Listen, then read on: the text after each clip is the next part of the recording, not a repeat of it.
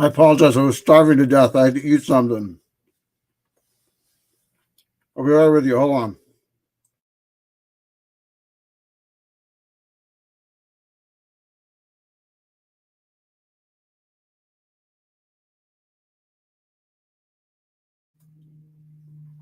Uno momento. The show will start in just about a moment. Bear with me.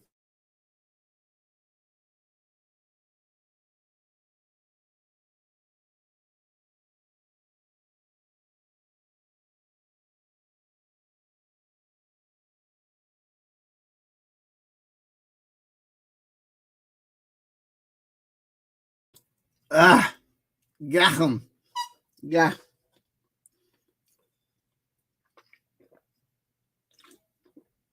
I love the 80s. How many times do you love the 80s? Holy shit. Solo RPG on the 80s tip when the 20-year nostalgia loop becomes the 40-year nostalgia loop, and my Killer Clowns from Outer Space lunch pail just became a reverb unit. Honestly, old school. This just, if I'm lying, I'm dying. It's got to be the we say hello to the elephant in the room, and I join you. Listen, folks, I threatened to do when we started talking about Death Trap Dungeon. Hold on. Wait, it's going to be a grab bag show. Let me do the thing. I got the copy. I've got my copy. Do you have yours? More Troika resources. When it keeps on coming back, it keeps on coming back weirder and weirder. Let's not forget, one of these guys might be a clean cut reverend on the squeakiest clean reality TV show the VH1 ever got to you. But one of them did get shot. Not saying, not saying that's anything, but just saying it is what it is. And they're Fisher Price little people. And it's like that. Where's my, I guess we're going to wait for I've got my hopes up that there's going to be a Kickstarter from Hasbro or Fisher Price for the Joe Perry, Steven Tyler Walk This Way add-on pack. Sending the proof of purchase for the Steven Tyler, Joe Perry. I heard the backstory on the rumor was that the holdup is that they couldn't get Joe Perry and Steven Tyler in the room to sign the ink on the deal because of the whole, someone can't keep on walking this way. Come on. Do the next right thing, you know what I mean? Get your ass back to the meetings. No, not for me to judge. Hey, kidding. Jokes. We got jokes. We got jokes, folks. We got droids. We got the 80s. We've got, listen. The homeless guy stole the door. Do, do, do, do. Do, do, do, do, do, do, do. Listen, points off for preservation, but points on for authenticity. Listen, jump in my time machine and we will go traveling. The point being is that when we go traveling, we pay attention to where we're traveling to, and we have to ask ourselves questions about where we're not traveling to and where we keep on going back. Nostalgia loops, where we're returning to, where we're going back to. If you look in the description box below, you might see me with the accoutrement of the YouTube content creator, what may appear to be the YouTube content creator enthusiastic new beginner starter pack, the Patreon link, the PayPal donation button, etc., etc. And you might say to yourself, hey, guy, You got a great number of subscribers for a person with that's been a channel that's just been around for the long. Listen, these are legacy links. I've been around the block. The oldest of my channels is ironically the one thing that I don't have linked in my description box below. I don't know, it might be a psychological thing. But I'm not necessarily too big for my britches, though the presence of a Patreon link is not necessarily less ridiculous. We'll all be community crowdsourcing ourselves into mutual homelessness at this rate, it looks like. But anyway, we laugh to keep from crying. Joking. To keep from crying. It actually generates calories, and it burns calories, and it generates body heat. It's from aerobic exercise, laughing to keep from crying, because we're all going to go homeless, crowdsourcing ourselves, joking to keep from dying at this rate, kidding for the holidays, but seriously, yokes.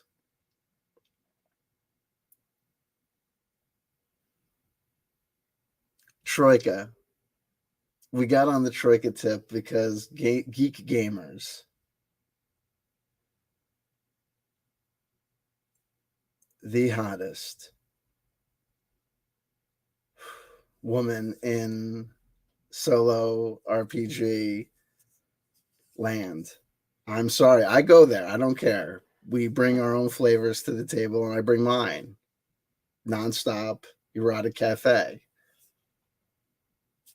That's the energy. We say hello to truth seekers. We say hello to the elephant in the room. Gold medal onto the Jonaside with the silver. Truth seekers with the bronze. Third place winner. There you go. Indeed. It's time for your medication.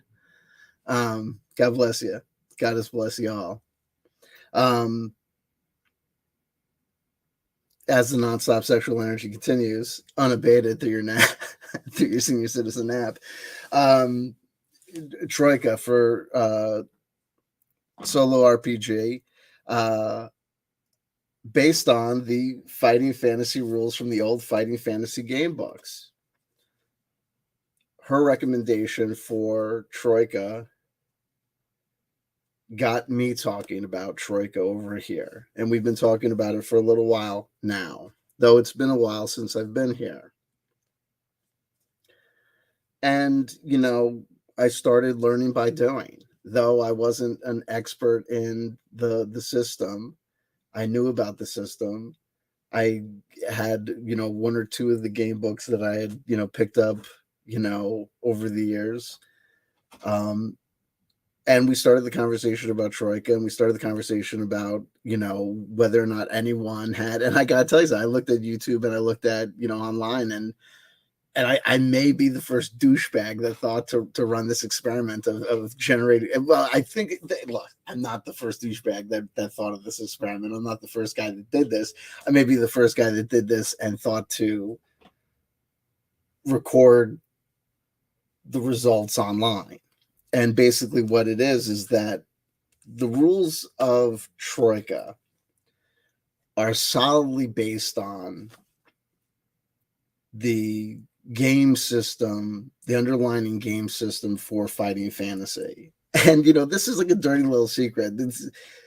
I don't know how it works this way, or how it came to work this way. I don't know the intricacies of copyright law enough to know why it is this way. You can copyright intellectual property. You can copyright proper names and, you know, fluff the narrative elements of a game. But the actual, like, rule set of a game, like, you know, the actual mechanical rules of a game, and I'm not going to try and do the construction of the law justice, and this is not legal advice. You can't copyright rules. You know, rules are fair game. You know what I mean? So you could, like, take the underlying rules of, you know, like fighting fantasy. You could take the underlying rules of, like basic attributes constructed of 3d6, dice, and those. You could take the basic rules of a game, whatever. Anyway, so that's how it works. The rules of Troika are basically the rules of fighting fantasy. And whether or not it's, for whatever reason, it's allowable, basically. And what you end up with is we ended up with a question. It's like it's changed just enough, like basically going through it and kind of being the very simple rules of, and I want to be very, very as specific as I can be. Rules are subject to evolution over time. I'm going to move this lunchbox is creating a kind of reverb effect, I think. So the fighting fantasy game, like the fighting fantasy game books, had different iterations, and there was actually a specific fighting fantasy role-playing game book, and that turned into advanced fighting fantasy, and advanced fighting fantasy role-playing game itself had different iterations. So when we talk about these things, we need to be kind of know that I'm talking about, like, for instance, trying to figure out whether or not it would work running Troika characters through fighting fantasy. I'm experimenting by using this fighting fantasy book, Death Trap Dungeon. That is a specific instance of fighting fantasy game book, right? It involves a solo adventure with a given hypothetical barbarian kind of warrior character that doesn't involve a magic system. It doesn't involve a lot of things that you might encounter in different books. So when we say this is doable, we're kicking the tires under a specific set of conditions. But under these conditions, I could tell you, look, this is also a very, very, very simplistic system. When fighting fantasy, when the game book system took the next step to say, we're going to try and make it into an RPG, it billed itself as an introductory RPG system. This is a rules light system. So if you've got any sort of experience with role-playing games, if you know Troika and you know your ass from your elbow as far as Dungeons and Dragons are concerned, or if you're any sort of experienced gamer, you're going to be able to go forward with this experiment yourself and be able to be like, I can do this. You know what I mean? If you encounter a problem, you're going to be able to home rule it. You're going to be able to get yourself through it and not have a heart attack. So basically what I'm doing is as I'm going through it and experiencing these things and encountering problems or issues, I'll share it with you. And, so you can learn from it or learn from my experiences and we'll see as we go and we'll see what we experience. And what I'm going to bring forward for you today is kind of a different kind of grab bag of maybe one or two pieces of advice that I garnered doing this. And then we're going to move on to a central subject today, which will be the nostalgia loop in the 80s, specifically for some things for Troika, for this Prismat thing, because we talked about this living marble statue. We talked about this. These are vaporwave supplements, basically. We're going to talk about nostalgia, because the Death Trap Dungeon, the fighting fantasy game systems, these fighting fantasy game books were from the 80s. So it comes back to when we talk about Troika being published in 2000 and I think it was 2000 and whatever, it's right up on the nostalgia loop, on basically the 30-year nostalgia loop, 25 or 30-year nostalgia loop for this system. And we talk about Prismat, this vaporwave kind of homage for Troika. It's right there. But when I want to talk about that specifically is I want to talk about vaporwave being out of date, and that's part of the thing we want to talk about, is because when I looked at my version of Death Trap Dungeon, we're going a little bit ahead of the previews, that this version that I have of Death Trap Dungeon is from 2003. The original version of Death Trap Dungeon is copyright 1984. So what does that mean? Is that this is a 20-year nostalgia loop reissue of the original Death Trap Dungeon, and we're playing it on the 20-year nostalgia loop, basically becomes the 40-year nostalgia loop. And that's basically what the point is I'm saying, is that we're rewinding the 80s yet again. The 20-year nostalgia loop becomes the 40-year nostalgia loop. But wait, why aren't we rewinding to, like, I'll pose it as a question. Is it just my generation that may be rewinding to the 80s twice? Because look, that's what we're doing. And we have to take into account that, look, maybe don't get so depressed about it, because at the same time that I might be rewinding to the 80s twice, at the same time I can understand that in 2002, like 20 years ago, there was some new things going on. For instance, the PlayStation 2 would have been like 2 years old, or thereabouts, kind of, and like 20 years ago. The Xbox, 360 would be like, I think would have been, would the PlayStation 2 would have been kind of contemporary to the Xbox 360, right? I think that's the way that they lined up. Or the PS3 would have been contemporary to the Xbox 360. I forget how it worked. It was because the 2005 was when the Xbox 360 came out. I get my years confused because it gets funky. Things get so had to move on 5-year loops instead of 10-year loops, whatever. But look, when we come to maybe fast forwarding, maybe we get to that vaporwave conversation, that nostalgia loop conversation when we get to it. We say hello to Tim Frey, fourth in the live chat. No medal for we've already given out our 3 medals, but an honorable mention. We say hello to Tim Frey as I go Vaseline soft on you. But it was those reasons that we're going to be going into the 80 nostalgia loop. That I started off by showing you the various 80s accoutrement.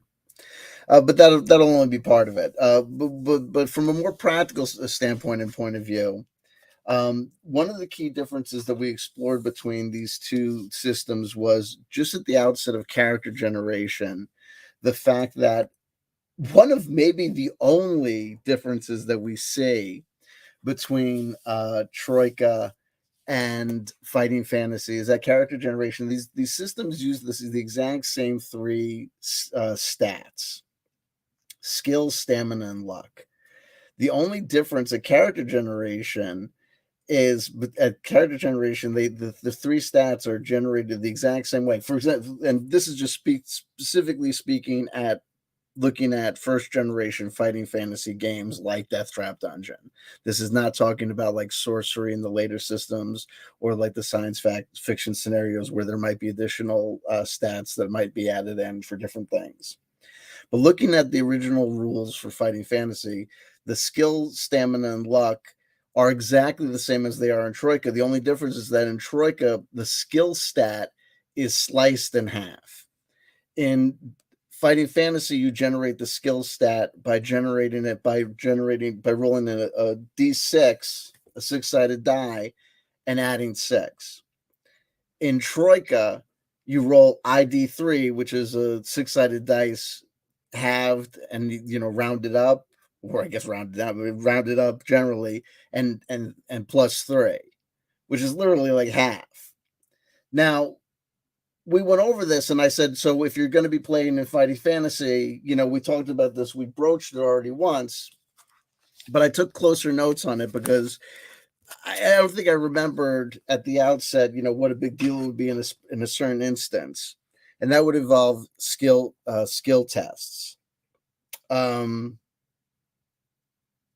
me go over my notes here. Notes on Troika mixed with Final Fantasy Death Trap Dungeon. Note 1, remember to remind audience about skill difference in tests, and that therefore you might want to use the Fighting Fantasy, I keep on saying Final Fantasy, Fighting Fantasy number, or have both numbers at the ready, one to use for opposed rolls, one for unopposed checks.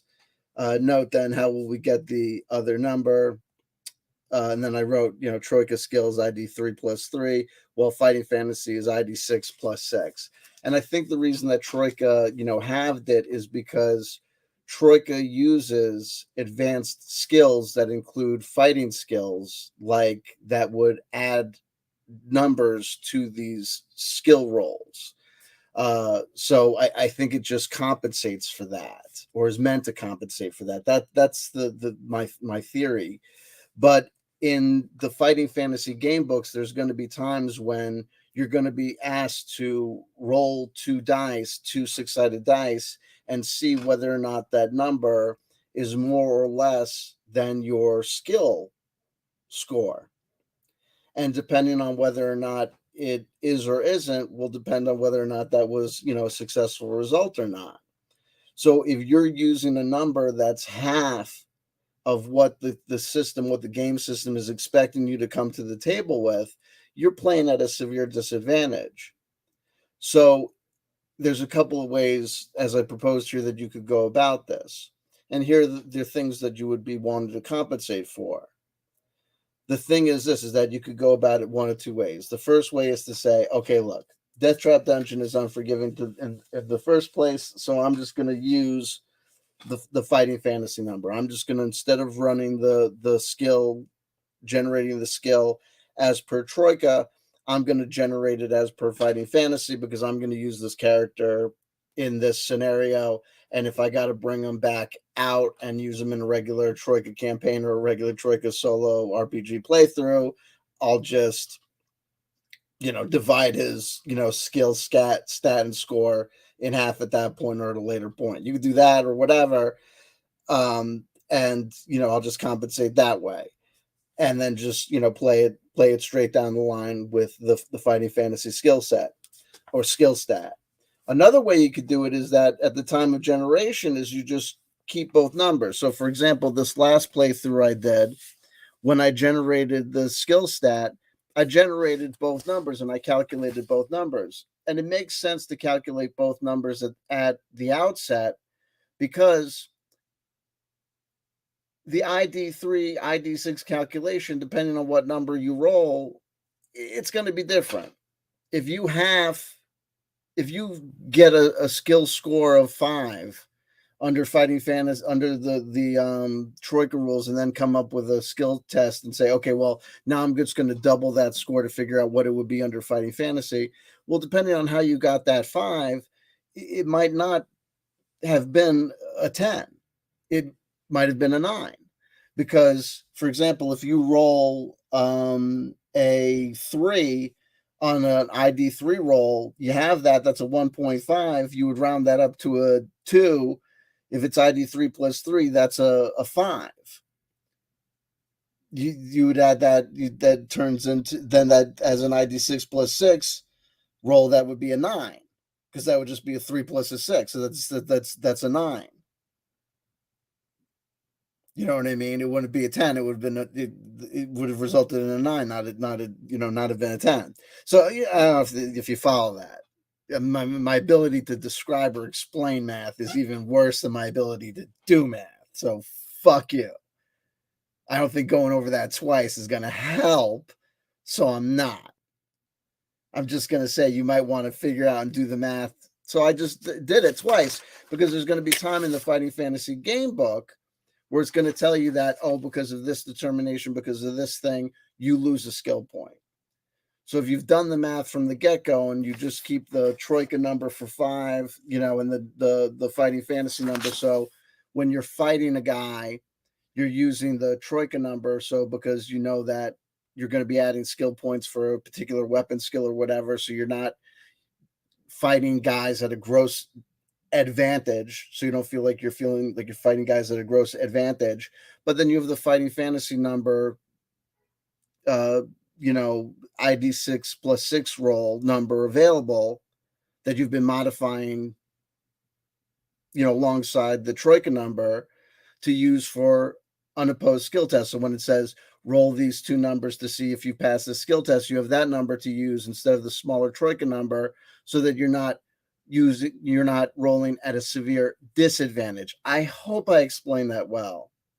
You see, in both Troika and Fighting Fantasy, your skill a number, sometimes you're aiming to go above it, and sometimes you're aiming to go below it. It's weird, because sometimes you're adding on top of it, and sometimes you're shooting below it. If you know the system, you know the system, and it makes sense. And if you're just here hanging out because you're a friend of mine and being happy-go-lucky and listening, and this is all just very confusing, you really don't need to subject yourself to this stuff just to be, nice to me. Don't confuse yourself just to be nice to me. I love you. Okay. Anyway, so there you go. So I hope that makes sense.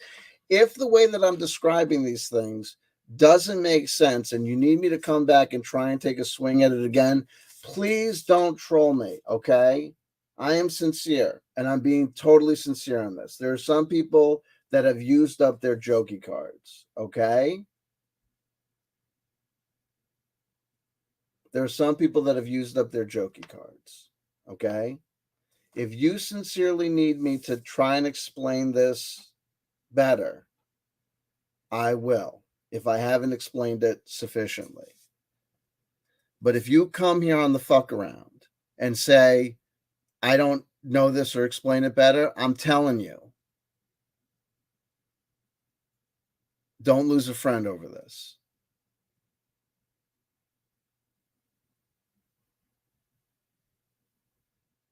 There are people that you would think to yourself, holy crap, why is that person not here? They're not here because they probably thought, there's no way he's not gonna, there's no way there's no way. They're not here anymore. F around and find out. There are some people who have used up their jokey cards I have no idea. I don't give a damn. I told people a long time ago, the Patreon is there if you want to support me because y'all want to support me. Because you care enough to say you put time and effort into these videos, and we give enough of a damn to say you gave enough of a damn, and there's bonus content there on the Patreon that we can enjoy, so we're gonna enjoy. But I don't. If you think that I'm kissing your ass or I give a fuck if you give a fuck to come, I don't.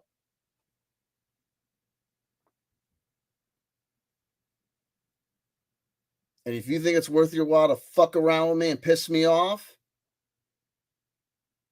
fuck around and find out. I have you know what I mean? There are some people here who, for some reason, I have no idea, but whatever. Back to the matter at hand. There you go. There you go. Anyway, anywho, and scene. I get distracted all by myself. I don't know. I don't even need the live chat. I can turn the live chat out and just distracted by myself. I could just reflect on the past 7 years of emails and just get fine by. I could do dirty all by. There's like that thing I could do bad all by myself. I could do bad all by myself. This is great. Anyway, so we did that. Note, and then how we get the number, blah, blah, blah. I guess the safest bet is just keep track of both numbers going along, or just go the Final Fantasy number, blah, blah, blah. Okay, so there you go. So anyway, okay, so there you go. Yada. So I think there you go. Okay, so I think there's that. So we had that. We had okay, so we had our practical information about the skill roll. That was my practical information.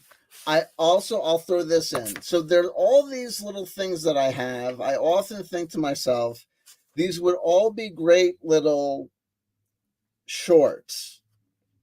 Maybe these would be great short videos, but I have no idea if short videos would be successful on this channel or if I should do them as reels on Instagram. I'm just literally talking out loud. I'm literally moving on because what ends up happening is that as I'm going through these experiments, I think to myself, well, here's a piece of information. Here's another, a data point. And I'll think to myself, I don't know how to get this information presentable. I don't know like it's like it goes into the, you know, marketability and the viability of the channel. Like, how do I best service the information? Like that thing about the opposed or unopposed skill test. Like, would that be best bracketed off as its own small video? But the problem then becomes, it takes so long for me to finally get off my ass to actually make these videos. I feel as though if I were to just sit there and like try to make just that one little video, it would never happen. And then I'd have to just like constantly be like, I always like have to figure out, like, then I'd have to like, I just have to like stop that one video, and then I have to like start another video, and then this video is like, then the next video would be like, okay, then this video is my video about a modification or a proposed modification for, or tweak, or buff for the background number 55, the Temple Knight of Tilak, the Swordbringer. And this is like a legitimate thing that I think would be a good piece of information for Troika solo RPG players as well, or Troika players as well. But I don't know if there's enough of a community of those people, or if those people would find that video, let alone that short. So it's like, I don't know if it justifies trying to make that short. You know what I mean? But if you are a Troika player, here's the next piece of Troika related thing that I have, that I think that if I were to make it into its own little piece of short, here was my idea that I had for this thing. In Troika, instead of classes, you have these backgrounds. And at one point, when you're generating your character, you would roll D66, which you could either, you know, there's like you could either on a like dice app, you could generate a D66. I think there's 66-sided dice. You could actually roll, I think there's ways you could do it, or you could roll, you know, 2 6-sided dice and just designate one the 10-sided dice and one the ones. It'd be really easy if you use two different colors dice. Like, you'd make this the one, the tens place, and make this the ones place. But anyway, so there's all these different backgrounds, but one of them is number 55, the Temple Knight of Tilak, the Swordbringer. Now check this out. You were once, and possibly still are, a fanatical monk set to maintain constant, vigilant, martial readiness in preparation for the end times, when all doorways crumble inwards. You are always prepared and never unready. Possessions. The Blessing of Tilak. No explanation is given for what that is. 6 swords of your choice. Again, no explanation is given. Then you're given the following advanced skills. Now, the number attached to these skills is like the number that you would add to your roll. So whenever you would have to do a skill test, it would be the skill number that you would have, which would be in Troika, would be ID3 plus.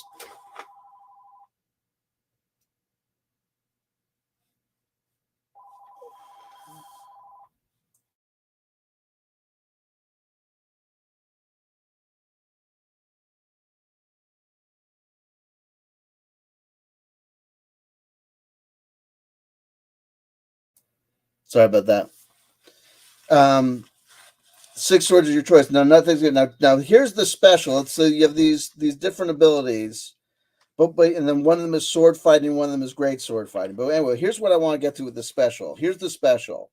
The Blessing of Tilak. Well, here's the explanation for the Blessing of Tilak. The Blessing of Tilak awards you armor equal to half, rounded down, the number of swords you carry. If you carried 6 swords, your armor would be 3. While if you carried 9, it would be 4. Now, here's what's fucked up. In Troika, you're told that there's basically the classes of armor are basically the 4 classes of armor are 0, 1, 2, 3. Like unarmed, unarmored, lightly armored, moderately armored, or heavy armored. And the lightly, moderately, and heavy armored would reduce the results of your damage roll. When you damage something, You would roll a 6-sided dice and you would add to it, or do your modifiers and add to it. And then the armor would subtract to that to a minimum of 1. So if you were heavily armored, I guess that would be a 4, which would mean that a 1 would be no armor, right? Unarmored. But if you go to the description of monsters, it says that their armor classing and armor rating is the exact as humans, as player characters. And they use the numbers 0 through 3. So what the fuck is this for? Does that mean you're reduced by -4?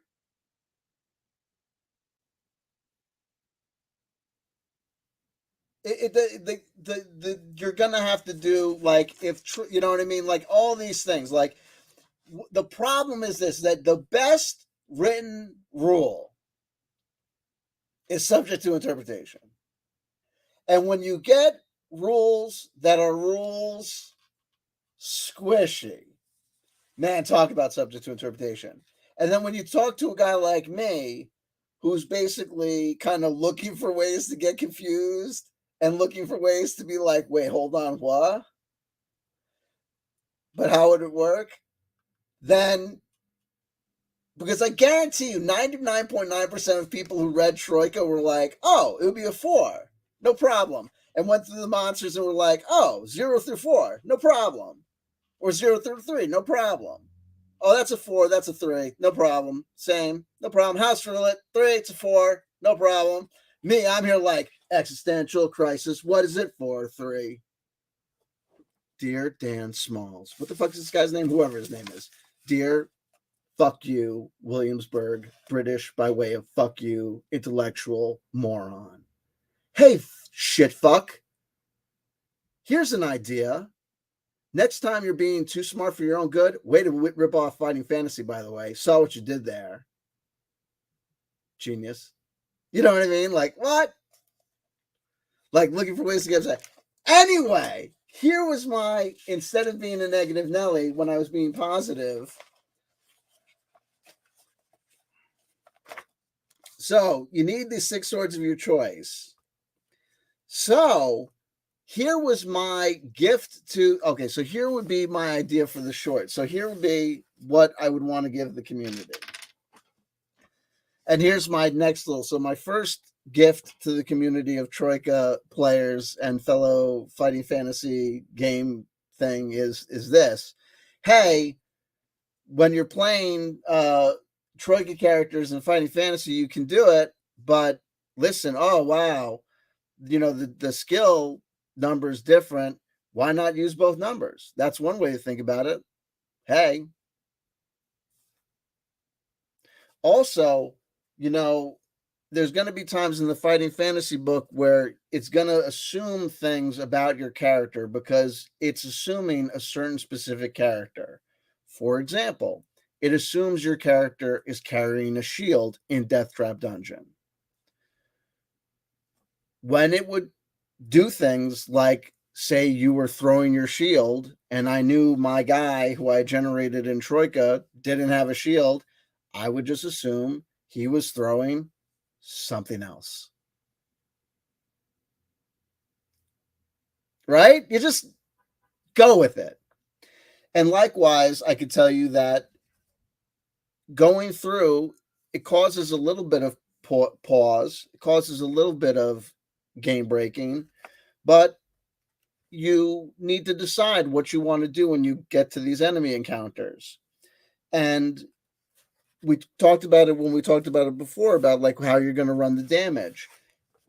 It's a very simple thing to figure out how you want to assign, you know, the damage, the rock rub. Is it a light beast, a small beast, a moderate beast? You do that, you assign that to them, and you figure out, do you want to give them armor? Do you want to figure out? And the easiest thing that I found is just look through the bestiary in the back of the Troika SRD. The first thing to do is to look, is there an analog? Is there a direct analog? Troll. there's a troll. And the other thing is to realize that a lot of the enemies in Troika have a definition as doing their damage as weapon. What that means is, for example, fighting the skeleton warrior or fighting the troll.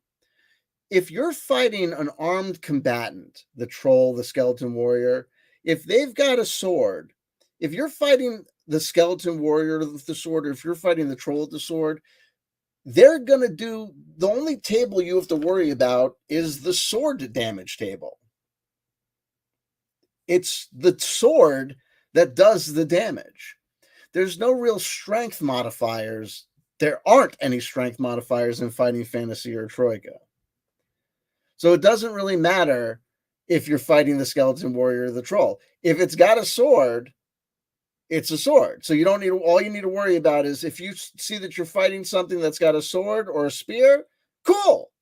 It's got a sword or a spear. And if it tells you the knight, the armored knight approaches you with a sword, armored. He's got armored. He's an armored knight with a sword. Heavy armor. Your opponent has heavy armor. So you look at the description, you can look at the description of the enemies in the back of the bestiary to see if you've got an analog, something that you can slot in. And, basically see. And then I would say generally is keep the stamina and skill assignment that you have in the Fighting Fantasy book. And if you think it's applicable, give it an armor number. And the armor numbers in Troika are very simple. Here's the rule in Troika when it comes to character creation, armor for character creation. Let's look at this, because this will give you a great idea. I think you can reverse engineer this to a great deal when you're trying to figure out, when you're being your own solo GM.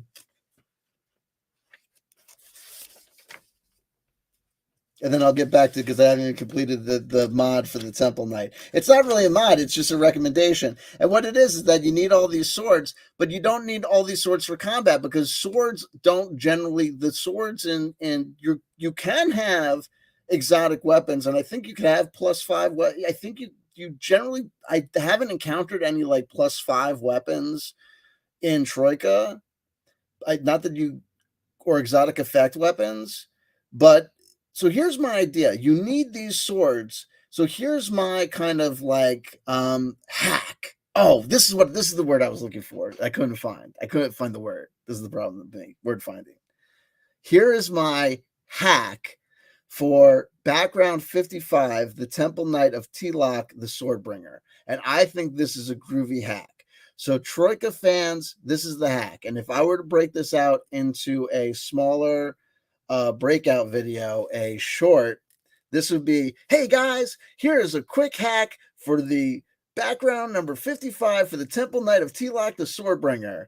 You know how you need multiple swords to maximize your armor? Well, you're not going to need all of those swords for combat, but you're going to need to take into account all of those swords for your inventory. In Troika, you have 12 inventory slots. And it's actually kind of cool because, and we're going to go into it, the inventory system in Troika is pretty cool because you actually need to take into account where the items are in your inventory to retrieve them. But swords probably take up 2 slots. So the 6 swords are probably everything you can carry. If you want the full Monty, if you want the 6 swords of the 6 swords, and if you're carrying 6 swords, granted, even if you're given the guy or gal or non-binary other the option of always like having like 1 or 2 in their hand, or like twirling one in their tail, or like keeping one in a ponytail wrap or some shit, you're still having like 2 on the back, 2 on the front, 1 on each side. You are still at maximum for Troika. You're at maximum encumbrance if you want everything. So here is my hack. You could have swords that are not non-combat swords, like a oil lamp sword. And what gave me the idea is I have a Jewish heritage, and in my Jewish heritage, I have family who are conservative and who keep, will keep the Sabbath, and they'll have, they'll use they'll have things like if you go to hospitals, they'll have things like Sabbath elevators. You can look, and you'll have things like telephones. Like on the Sabbath, you're not supposed to use, you're not supposed to press a button, like, because you're not supposed to cause anything to, be powered, like anything to turn on. So you're not supposed to flip a light switch. So they have all these like things that a lot of people might consider a cheat. Like, so for example, to dial a telephone, what they'll have is they'll have like a little wand, and the phone, the dial pad has just circles.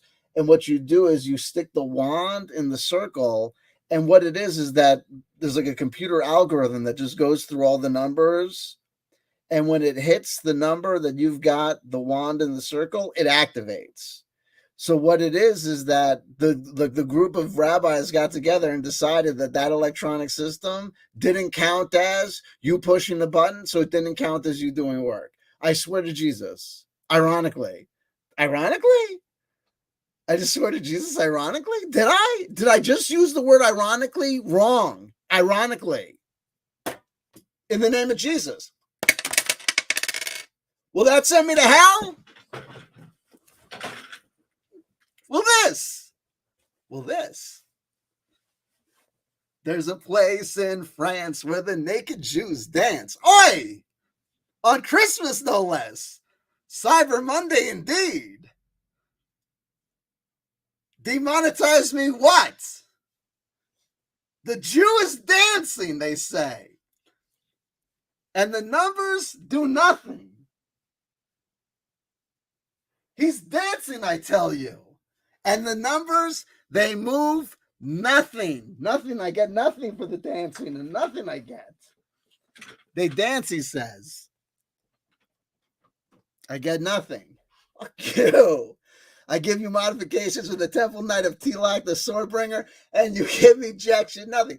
But from these modifications of these Hebraic rules, I get the idea to say these Temple Knights, after generations and generations of carry around these fucking swords, they would have to come up with these similar kind of cheats, right?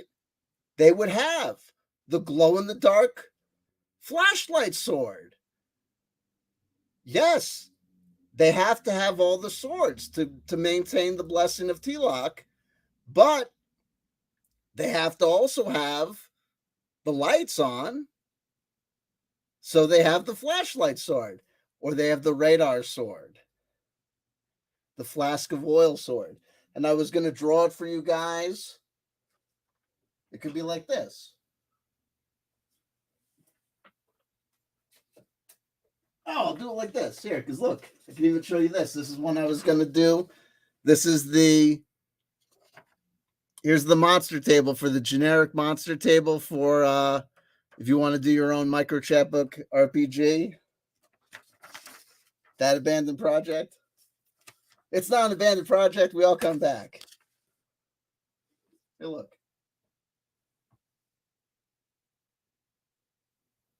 I need a Sharpie.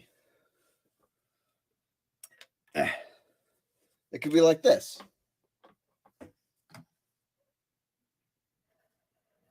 You'd have the pommel, right?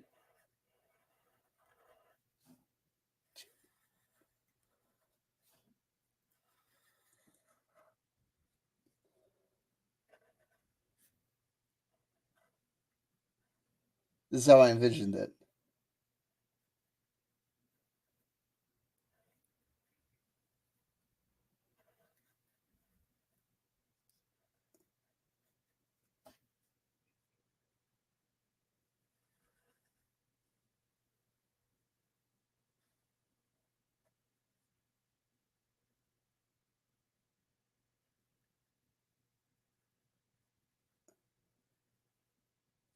Here you go.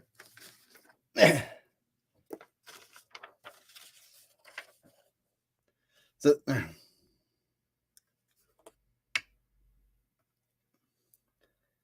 right. So here, these are the straps that were like strapped to your back, and like so this would basically be like glass, right? So here's the pommel, like, and here's like the little like these like metal like wicks. Here are the flames. We have like four like little like wicks that would come up like a little crowns.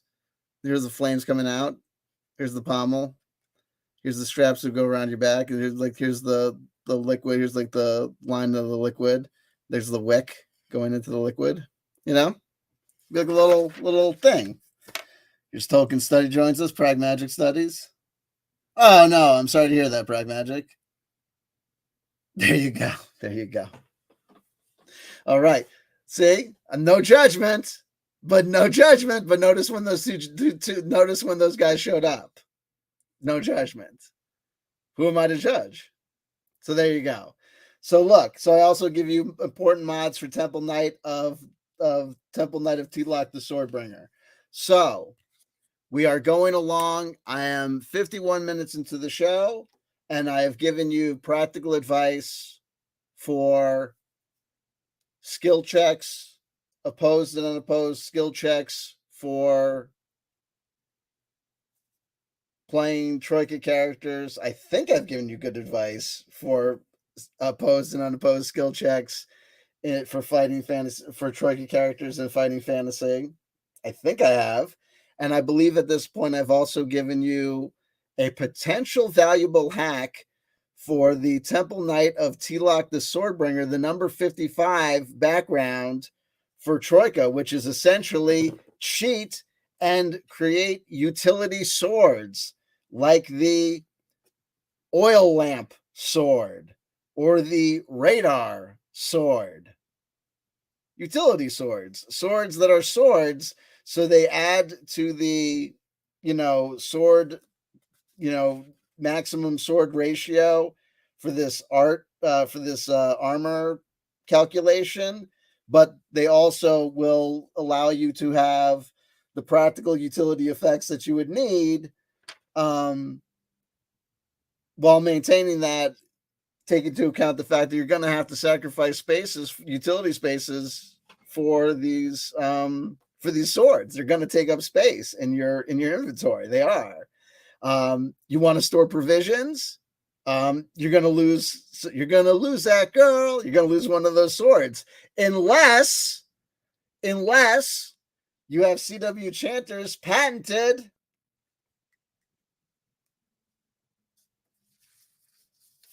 edible spice rack sword. That's right.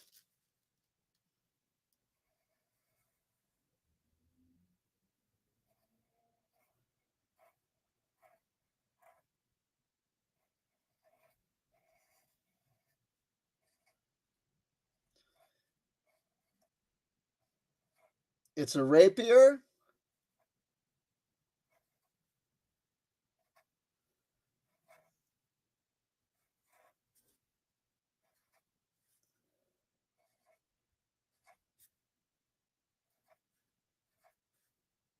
It's a weapon of war.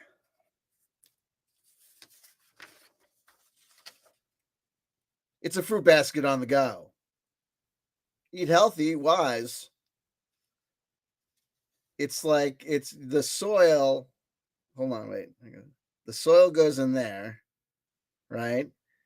It's kind of like it'd be like kind of like it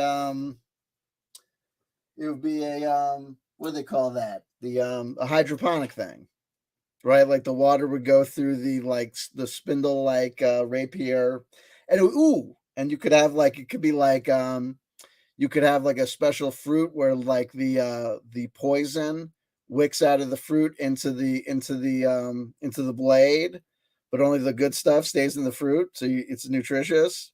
But the other guy gets stabby. It's Troika, go nuts! No one's playing with you. No one's dirty little secret time. All these people. I get together with my group.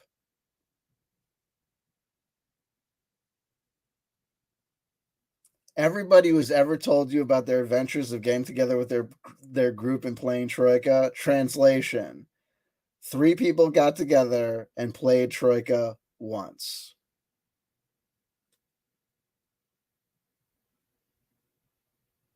For every tale of a group's getting together and playing a campaign of Troika, translation, 2 to 3 people got together once.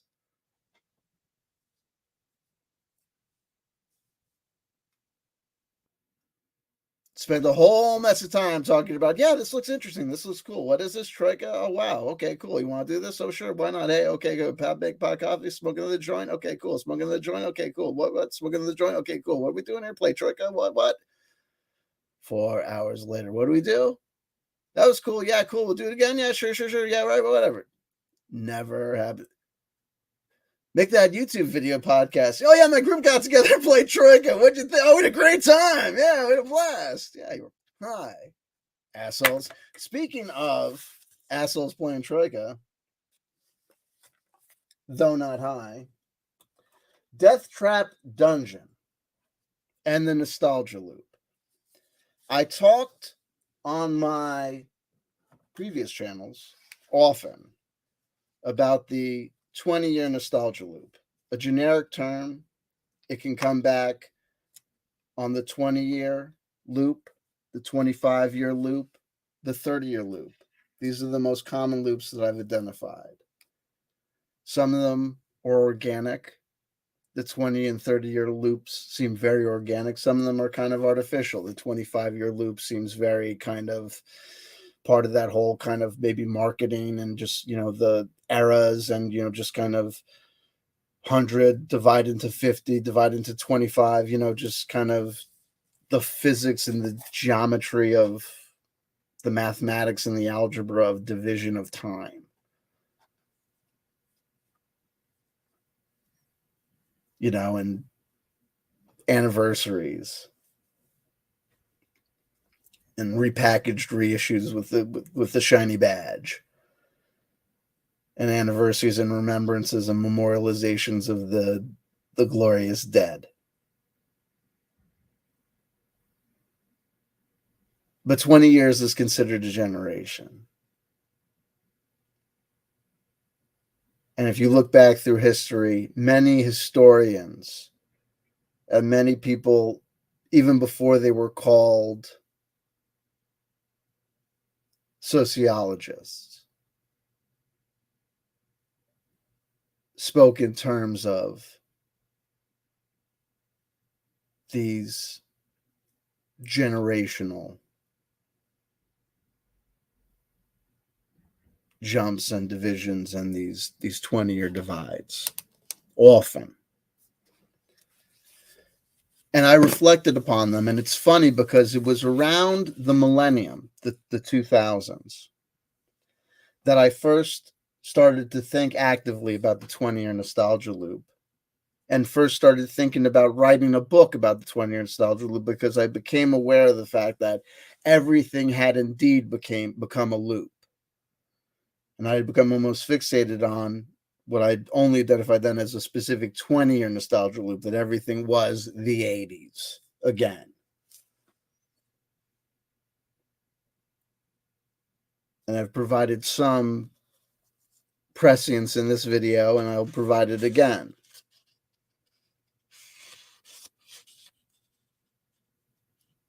Death Trap Dungeon is funny because Death Trap Dungeon was mentioned all the time by young Noah Patterson of Microchap RPG Fan. And when we're done talking about this Troika stuff, we'll never be done talking about it. And these things we'll talk about, we'll come back to it, and you guys will tell me what you're interested in talking about. People still, we still get people join me at the end of the live chat who are actually interested in RPGs, but I still get comments from people. We're getting comments incoming. I'm picking up. I think I have to do more updates, more content. But it's also a niche community. It's a very, very small community compared to where I other places I was exploring. So I have to take that into account too. As far as what's going to happen with feedback and what's what. I mean, I have to take into account that a lot of this is just going to be personal exploration, and that's okay. That's fine.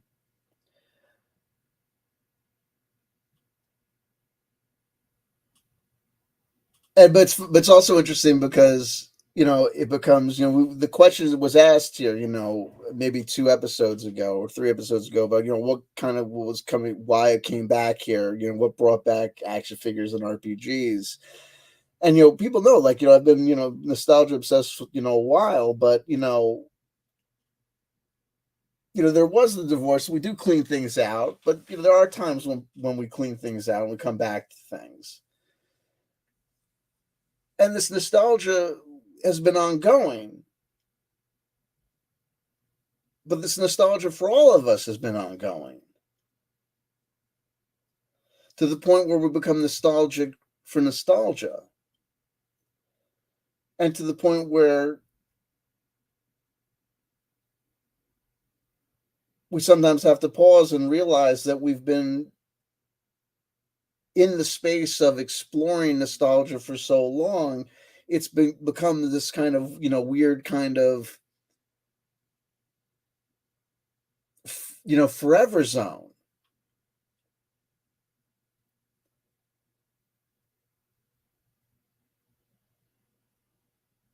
Because we can reflect. I can reflect on 2000, 2002, and going back to these notebooks that I was keeping when I was thinking about Vietnam movies, and the popularity of Vietnam movies, 20 years after the beginning of the Vietnam conflict, and going back and rewatching those movies in the early 2000s, and rewatching Fast Times at Ridgemont High, and realizing all, and as I was watching contemporary music videos that were referencing all these early 80s classics, or as I was watching the new spate of 80s teen movies like American Pie, and realizing the nostalgia loop for the classic 80s teen, original 80s teen movies, and seeing all those connections and rewatching those things, and then realizing, like, holy shit, I was revisiting that nostalgia and looking at the nostalgia 20 years ago. So when I go back and we revisit the nostalgia, when we think back nostalgically to 2000, we're not revisiting a prime period of activity. We're revisiting a period of revisiting. And more importantly, it was a period of revisiting that never really ended, because the period of reflection upon the 80s that began in 2000 never ended. It's still here, it's still perpetual. But how long will it still bear fruit? For you, for me, for all of us? Or will it just become, at a certain point, does it no longer bear fruit in the same way? I think at a certain point it's becoming like folk music. Like it's just becoming like when we think of Dungeons and Dragons, when we think of these fantasy settings, like we think of like the lute playing person. We don't think of these people thinking of the lute playing minstrel. I don't think we think of that person thinking that, like, next year Korg is going to come out with a new lute, right? We don't think of these people thinking that their instruments and their weapons of war and their technology as needing or having a pressure to improve or change. That there's an okayness with the finite normalcy and givenness of the state of affairs.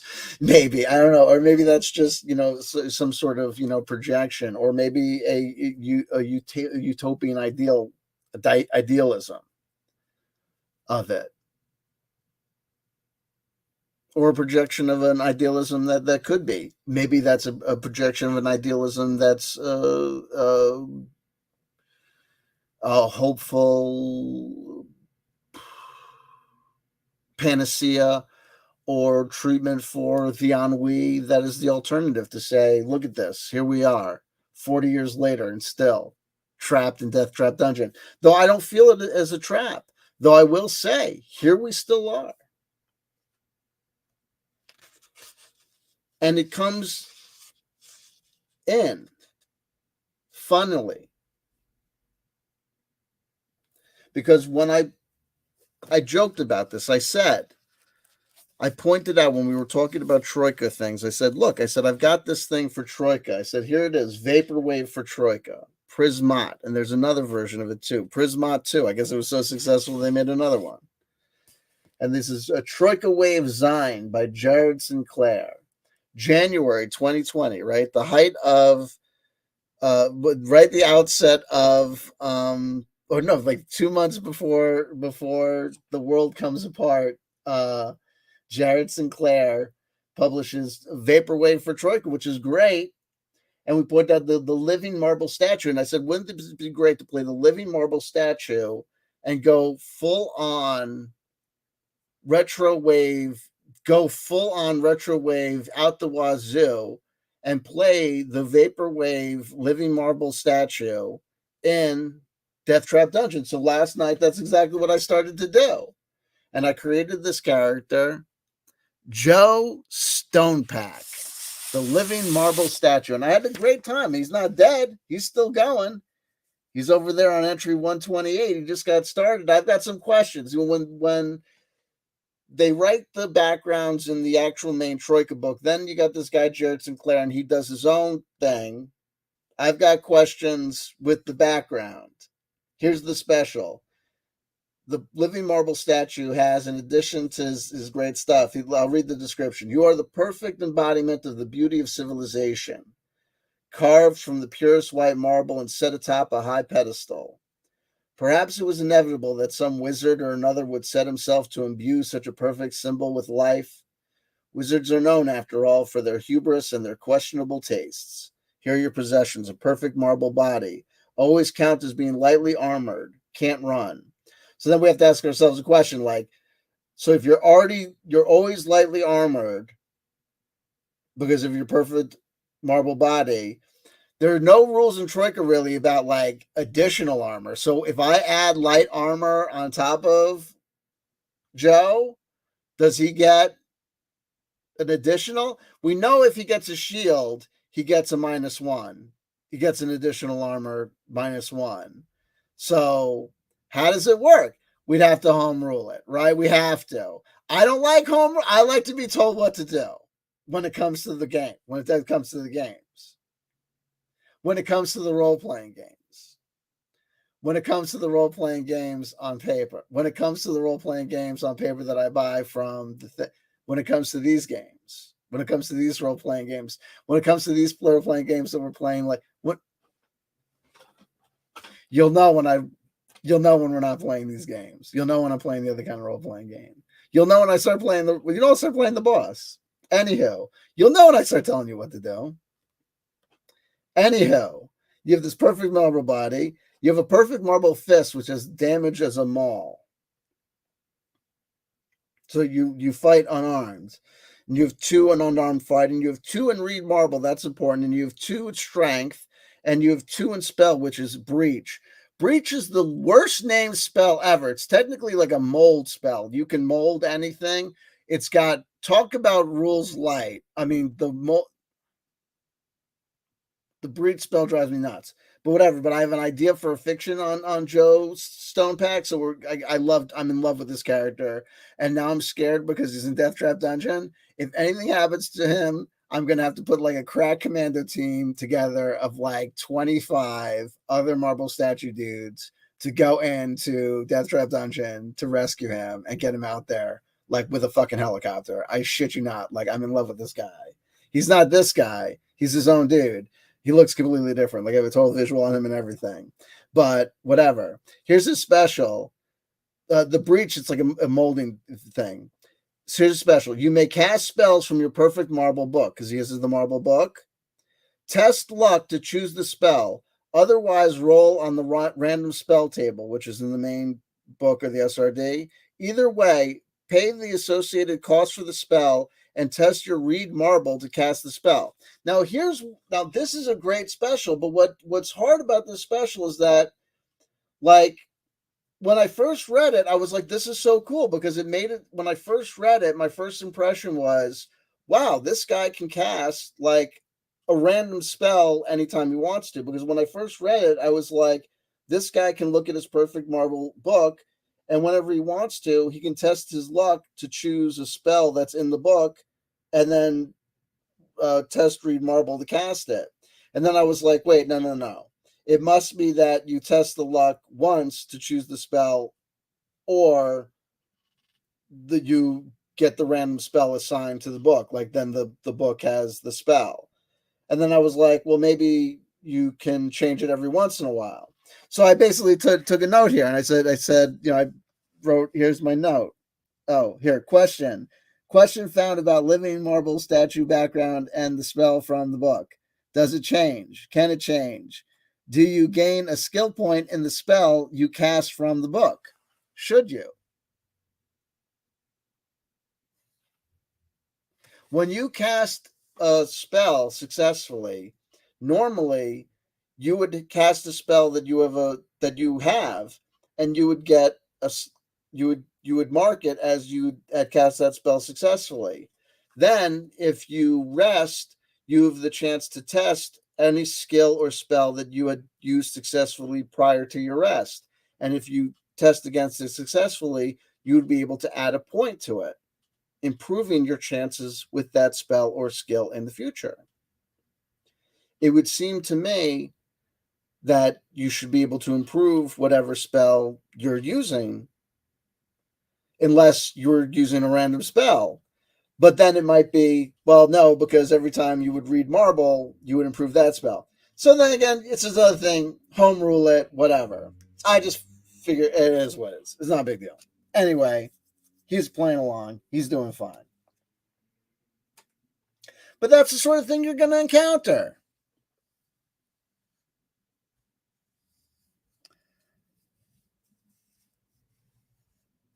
So there you go. You're going to keep on going. You're going to keep on working, and you're going to do fine. So there you go. So time becomes a loop.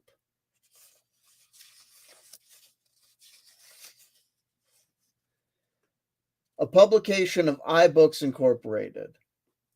The text copyright for Death Trap Dungeon is 1984, Ian Livingston.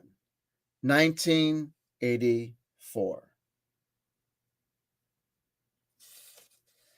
This issue, this special limited edition issue of Death Trap Dungeon, is copyright First iBooks Incorporated Printing, December 2003.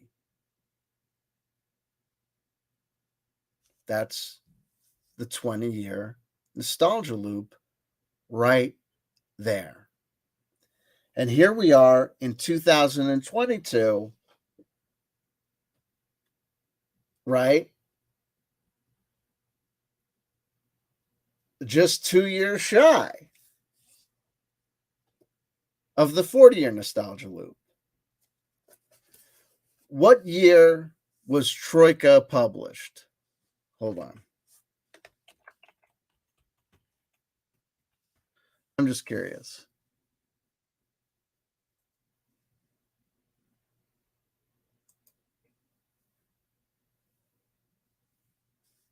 Okay.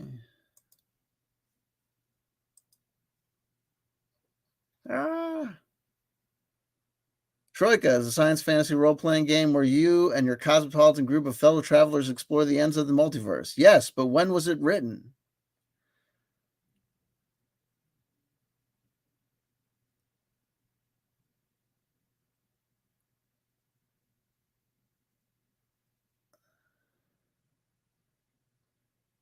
Okay. The core book for Troika is everything you need to start and stay playing for a long time. 36 backgrounds, ranging from pawn priests to lobotomized aristocrats. 70 plus unique spells, 36 enemies, each using our innovative mean system, and one tutorial.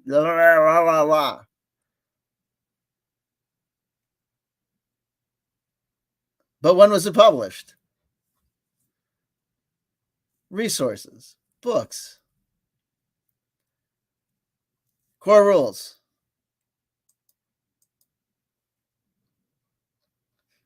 Mein God. Oh, sweet Jesus. I'll have to go to the Wikipedia. No. Sweet merciful crap.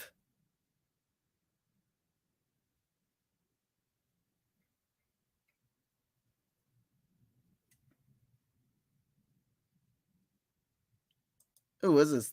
I know they're doing a new Kickstarter too for the softcover rules. Ooh, let me show you this. Here, this is good. Let me show you this. Hold on. This is actually pertinent. Oh, also here's Token Study. Token Study, you crazy guy.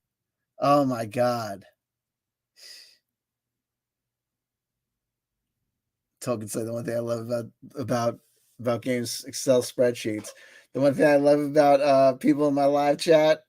Apologies for psychotic Twitter DMs.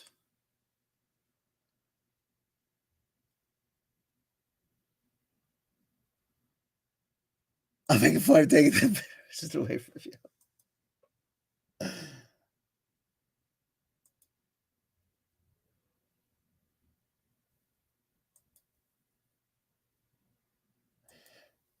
CW want to go to the White Lotus with me? Never. With you? No. Dead at Deathman's Dungeon is metal as fuck. Yeah, but everything metal as fuck is dead as fuck. That's unfortunately here we go. Let me show you this. So here we go. Share screen. Present.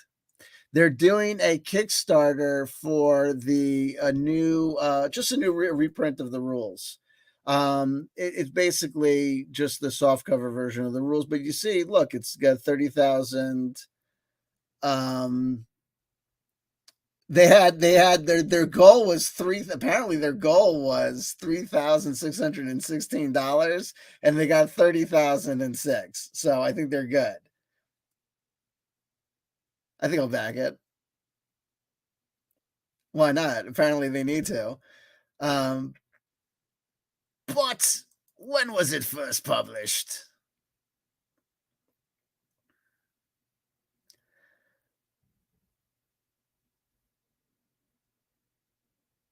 I'm seeing.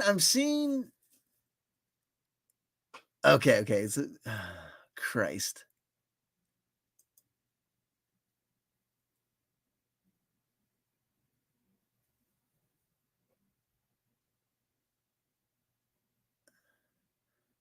Oh wait, let me go to Drive Through RPG and let me see if I can see the publication date from them.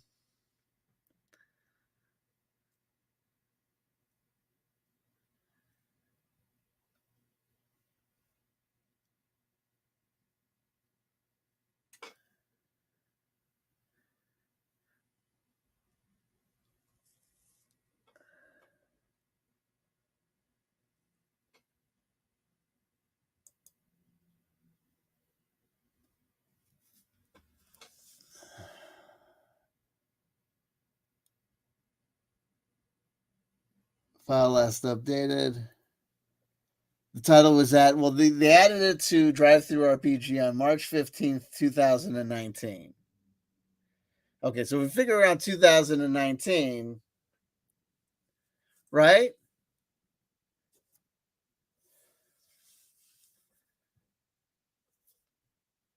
That's 1979 on the 40-year nostalgia loop. So you know what I mean? That's what we're talking about. That's it coming right back.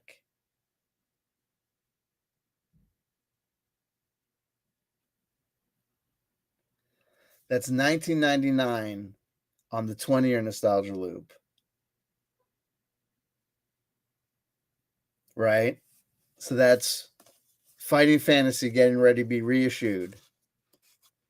That's just rewind. So people talk about Stranger Things, and I'm going to point something out, and this is the last thing I'm going to talk about before I go. So because I'm just throwing things out here. Let me the last couple of things I'm going to throw out here. So because it's we're getting conversations started. So hopefully conversations get started. I got my used copy of Acid Death Fantasy that I needed, but someone went to town on this bad boy. This book needs resurrection. Someone hurt this book. I'm not the inside is okay, but someone went ham.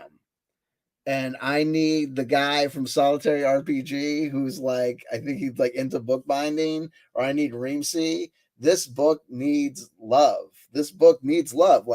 This book was published in 2019, and someone like had to, they must have lived a rough life, because I am not upset that I bought this book. It's in decent condition, but it's in rough condition. It's not. It's in rough. The outside is in rough condition. The inside is perfect, but the outside is in rough condition. I feel bad for the outside of this book. It's actually like got no marks, but it's scuffed to mother. I don't know what happened to it, but it's physically. I mean, it's like I don't know what happened to it. I don't know like what happened to it, but like it got beat up all to hell like here, and it got this like nasty scuff mark here, and it got this thing here. Like that. I don't know how they did that. Like in the period of time, like like I said, like someone had to like really like want to like, but it is everything that, you know what I mean? It's like the preeminent, like it looks every bit of what people claimed it to be, but whatever. Vaporwave and the 80s coming back again. And Vaporwave for Troika. God bless it. Fantastic.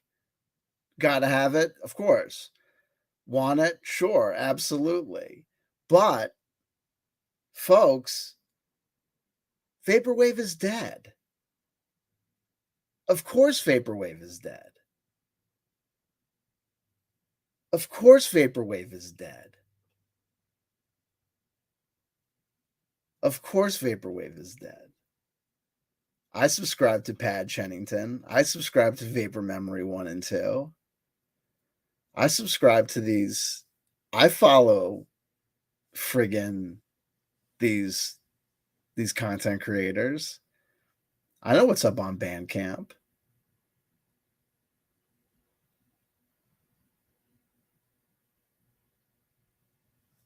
You know what I mean?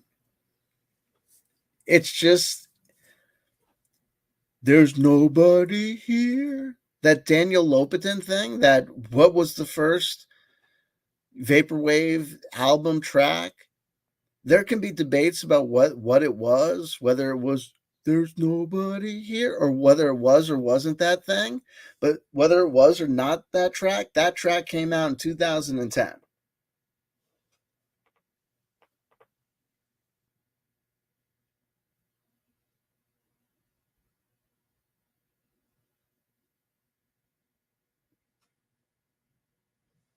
No matter how you slice it or dice it, that like Home Vibes track, like that's 12 years old, no matter how you slice it or dice it.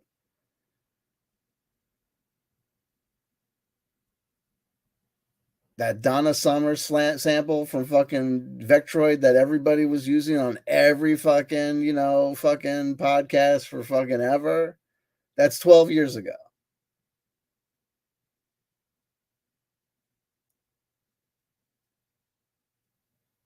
And however many kids want to put in the bottom of a comment section on some fucking this video is giving me 2007 vibes. 2000 is, there's no such fucking thing. I don't care what the kids want to say. Ain't nothing, no such thing as a 2007 vibe, and the kids fucking know it.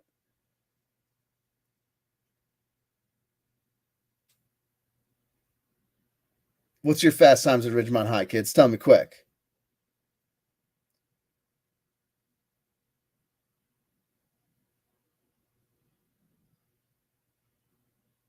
Movie that defined the generation of 2011. Tell me quick. You. Nothing. You got nothing. It's not your fault.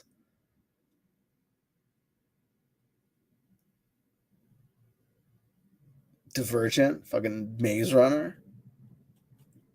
Hunger Games. Don't give a shit about Hunger Games.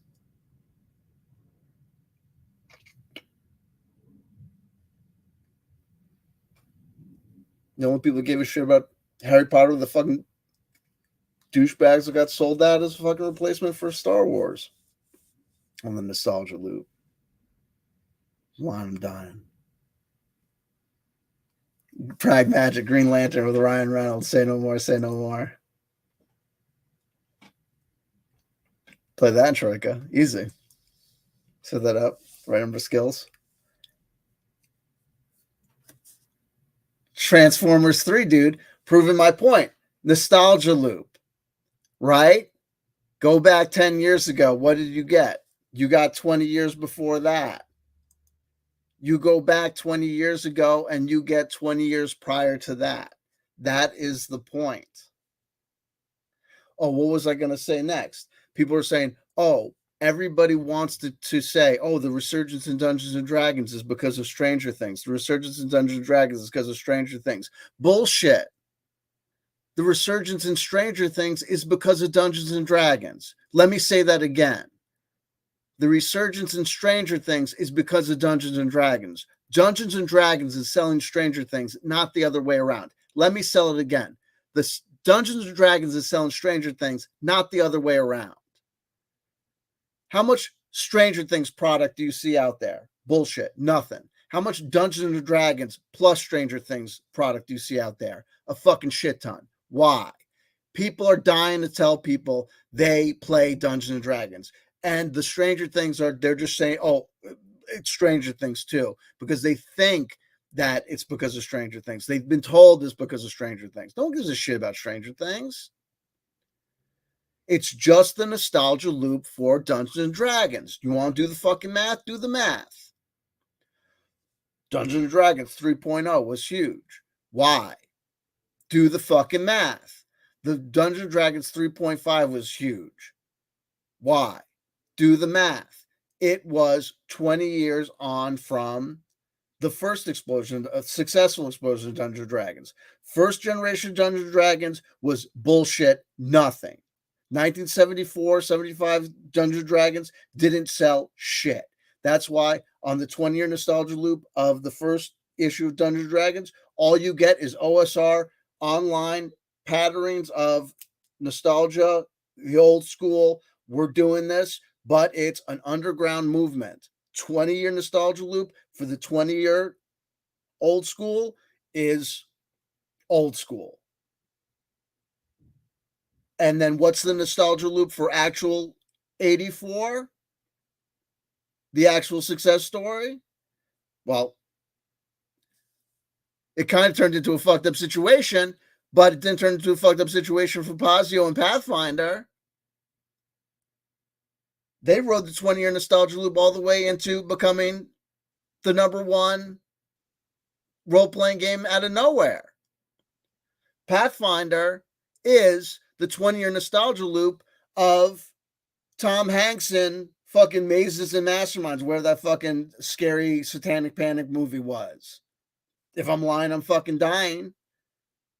Wizards of the Coast fucking took a bath on fucking 4E. Warning. My 4E library is fucking growing. My 4E library is fucking growing and insane. Meanwhile, here's another thing. Cyber Monday, Dungeons and Dragons 5th edition. They're coming out with like their online only mode fucking in 2024 or whatever. So like basically all of Dungeons and Dragons 5th edition is like on sale for like 60% off, like and greater.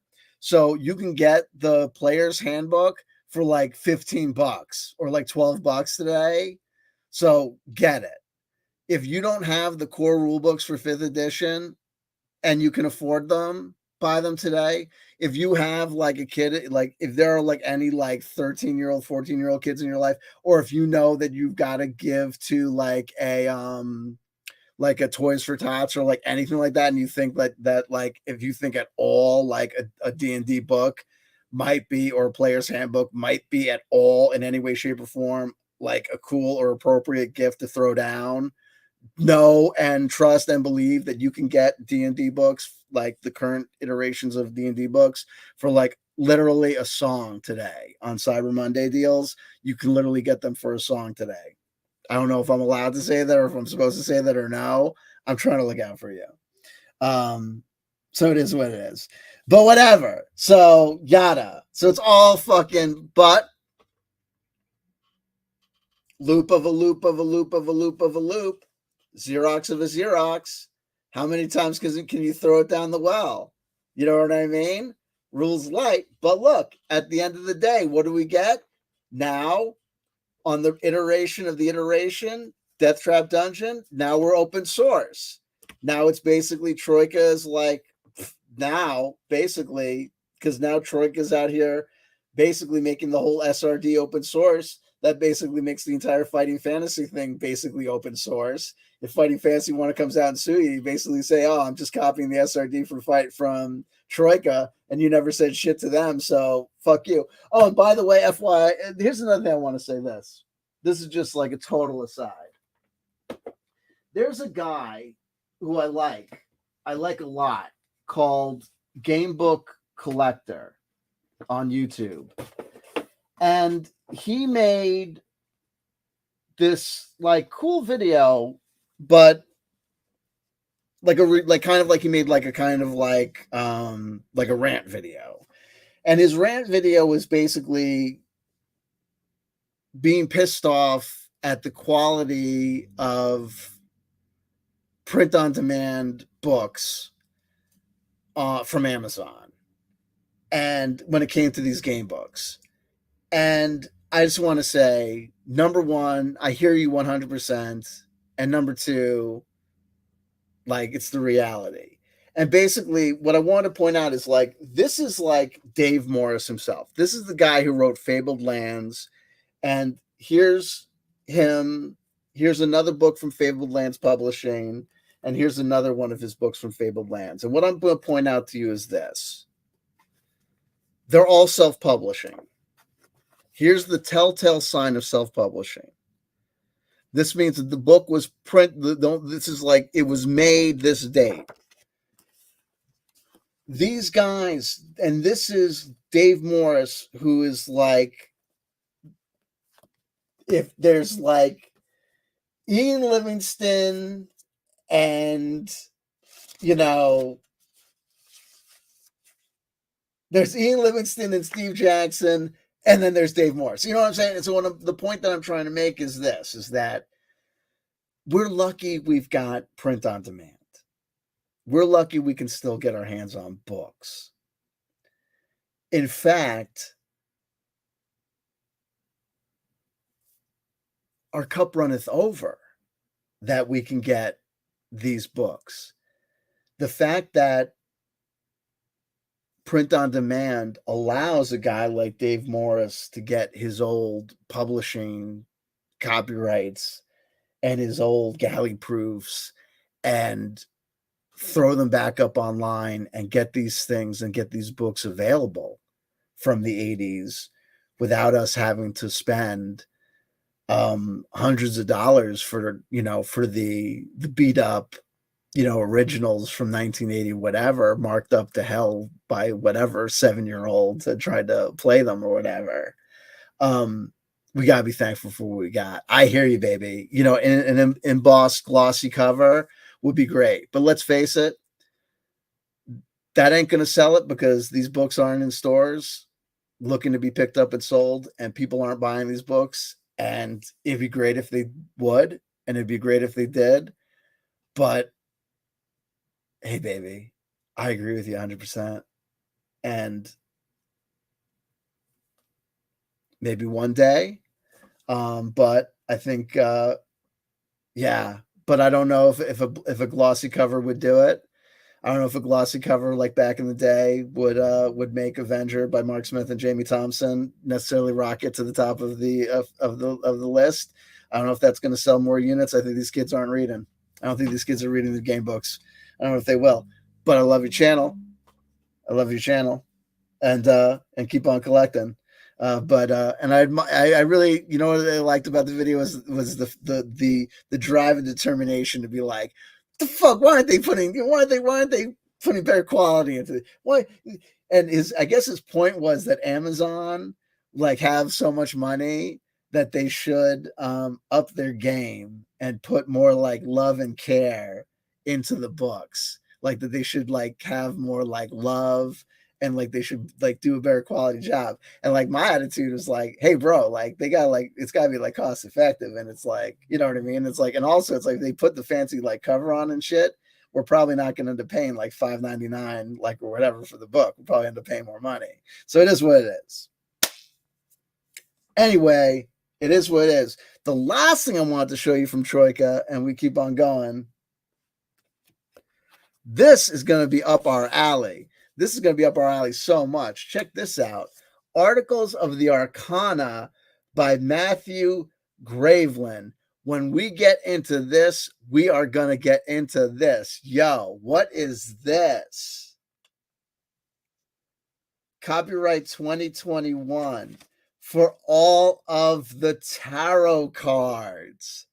Yo, it's got Troika backgrounds for all. This book includes 36 new backgrounds inspired by cards from the tarot, not all of the cards. Each background is accompanied by a new card illustration, which has helped shape and inspire its history and abilities.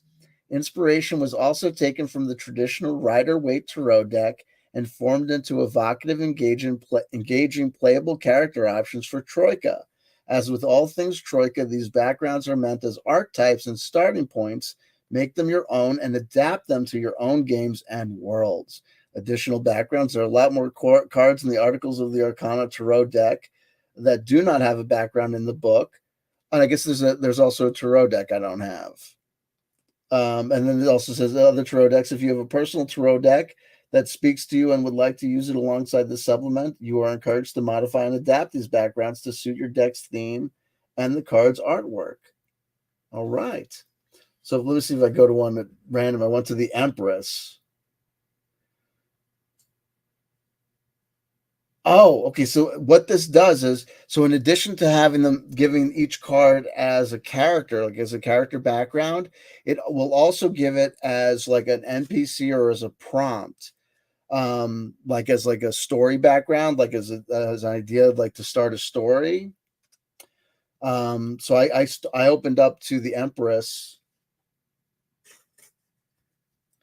as a prompt.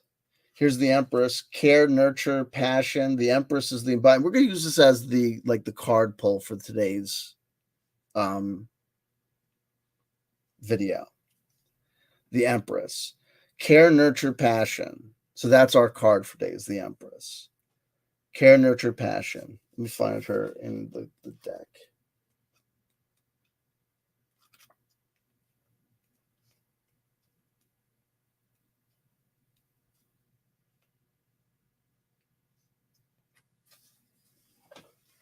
And there we have her. There, the Empress. Number 14. You are wise and beautiful, kind and generous, the pure embodiment of nurturing love. Your energy manifests in the many plants that turn toward your radiance. Your mere presence is enough to make them grow, and with more focus, they can rise up in new and beautiful ways.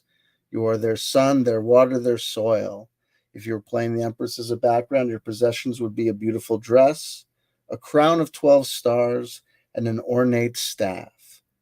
Your advanced skills, you'd have 3 points in gardening, 3 points in the spell of cultivate, 3 points in the spell of growth, and 1 point in the skill of staff fighting.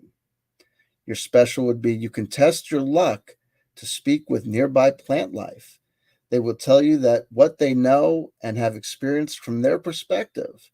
This effect can be used to communicate across large plant networks or through vast root systems. Now, that is a beautiful background and a beautiful background to play. But, as a solo player, you'd have to look at that and know and understand that that skill is a lot to take on as a solo player, right? Because whatever information that skill is going to give you is information that you're going to have to kind of find a way to provide yourself, right? And so if I were playing this, I would have to, the plant system would have to give you information about the world. You'd have to figure out either giving yourself like bonuses or trying to like predict like what was in the next room, or I don't know. It is different ways. Here's some other information for the Empress, like as a prompt, uh, or as an adventure idea. Here's the Empress as an adventure idea, as a prompt: care, nurture, passion. The Empress is the embodiment of care, both physical and emotional. Use this session to let the characters care for themselves or others, or to simply express their emotions. Encourage them to explore their feelings and see where they lead. I bet you a certain.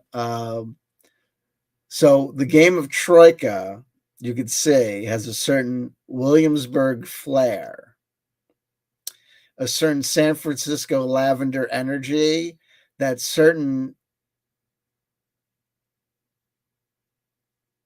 traditional role players might find too intellectual, too effete, too, I don't know. Identify what the characters need and give them a chance to seek it out. If not, present it to them directly.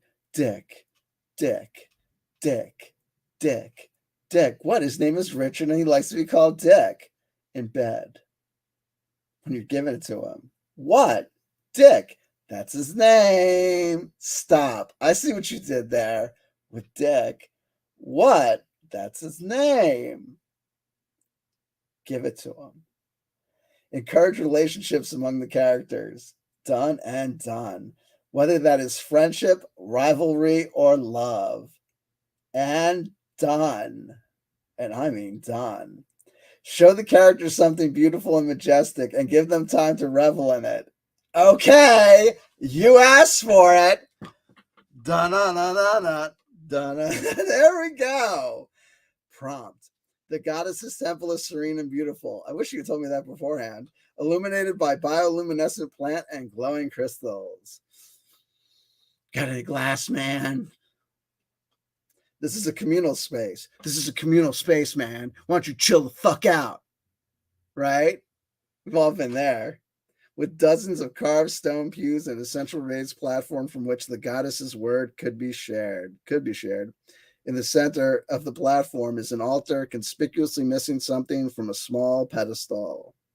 Someone bogarted the cheese. No, I added that last part. It would be great if that was in there, though. That'd be awesome. Hey, by the way, Matthew Graveland, in case you're curious, the line you missed, it was someone bogarted the cheese. He's sitting at home like, damn it, oh my God, I miss it. The temple is filled with relics of a time past, books, tools. He's never going to see this. You never know. Oh my God, can you imagine if you ever saw this? That'd be great. Matthew Graveland. I'm speaking to you from beyond the Graveland. Matthew Graveland, tune in now. Let's all try and make him appear. You want to? Listen.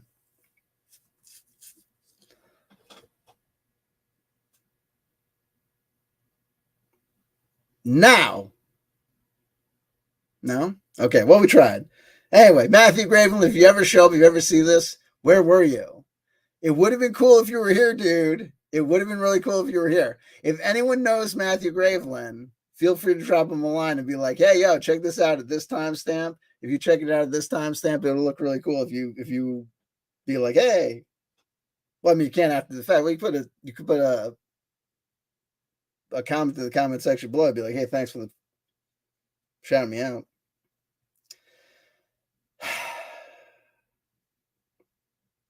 I never know how to title these videos either. The temple is filled with relics of a time past, books, tools, trinkets, and the like. Most of what is here would be considered contraband.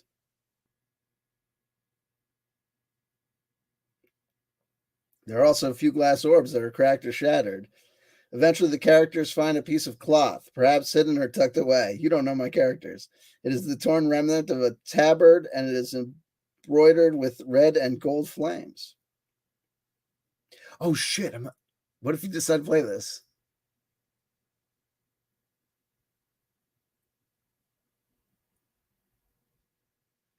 I'm fucking up. Oh, shit. No. I mean, none of that. I mean, that's not what happens. Whoops. I mean, there's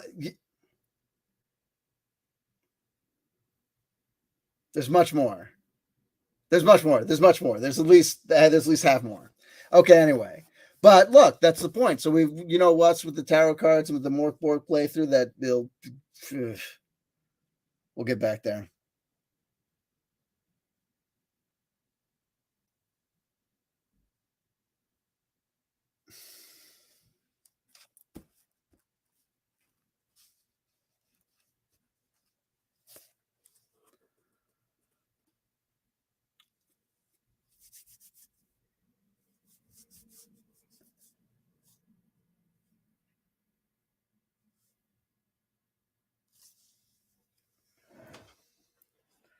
King in yellow. Ah.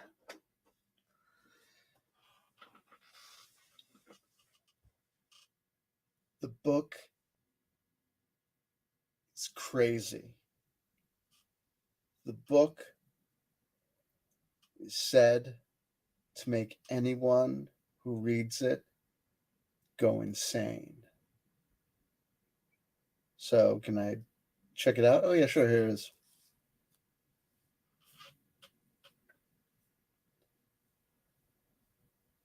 I heard whoever listens to that record kills himself immediately. Yeah? What record? Atomic Rooster? Well, yeah, because it sucks. Anywho. Yokes, listen.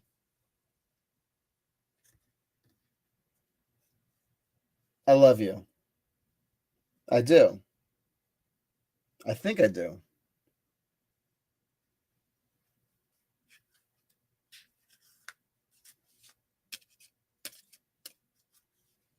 I said that was the card. But I pulled the cards and I shuffle.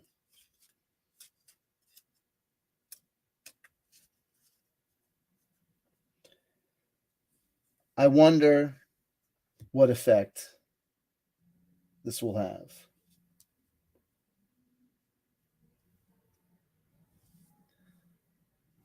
The King of Rainbows from the Osho Zen Tarot.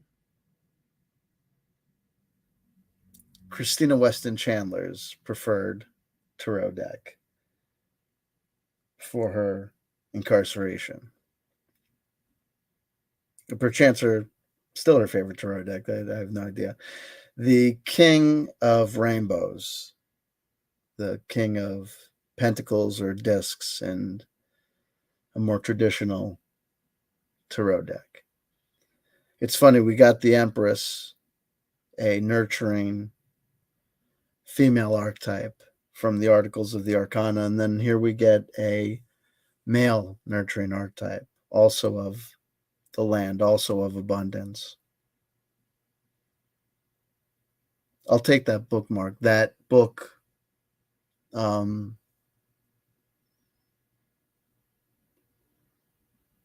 end,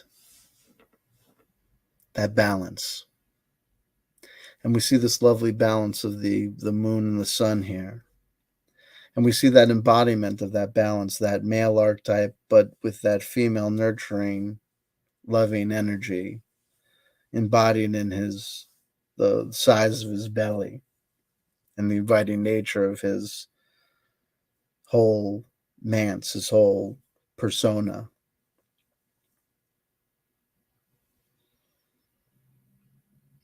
Be welcome here, even in the death trap dungeon, even in the bewilderment of endless nostalgia.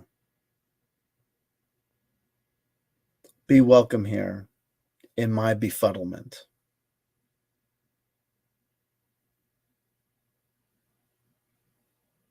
Come in. Make yourself comfortable. Take a look around. Take a listen. Are any of the things that are being spoken about interesting to you? Let me know. Give some feedback. Were you not here for the live chat? oh so unfortunate that happens. There's a comment section in the comment section below. Feel free to make use of that. Give me some feedback there. Let me know what topics tickled your fancy, what things you thought were interesting, what things you think you could use a little bit more clarification on, what things you'd like me to talk more about, what things you think I could do less of, what things you think I could do more of. We'll try and follow up accordingly. Also, I know that my videos have become quite expansive. YouTube allows you the ability to cut and edit these videos yourselves, and we practice Grateful Dead rules here. It's yours and it's free. It's free to you and me. Take any portion of this video you like and do with it as you would see fit. Just let me know what you do and give me a link so I could add it to a playlist, or just know what's going on out there, and that'd be greatly appreciated. Other than that, just remember that I love you, and if no one told you they loved you today, somebody just did. That someone is Cable Guy Incognito, or CW Chanter, or Benjamin Zavodnik, or any other names that people have put upon me or I've put upon myself. To whatever degree those names mean anything. Read a spiritual text every day if you find that advice pertinent to you, or you find that advice worth trying. Chant every day if likewise you think that idea and that advice worth trying. And I'll see you around. And I'll catch you on the next one. Until the next one.